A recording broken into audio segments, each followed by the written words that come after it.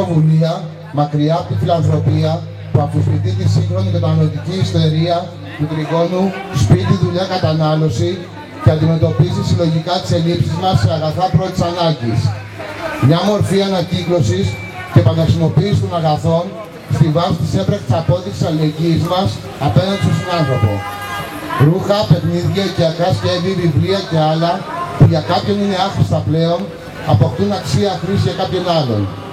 Ένα αλυσφαιρίσι που σπάει έστω ένα μικρό κρίκο του φαύλου κύκλου της αλυσίδας του χρήματος και του κέρδους.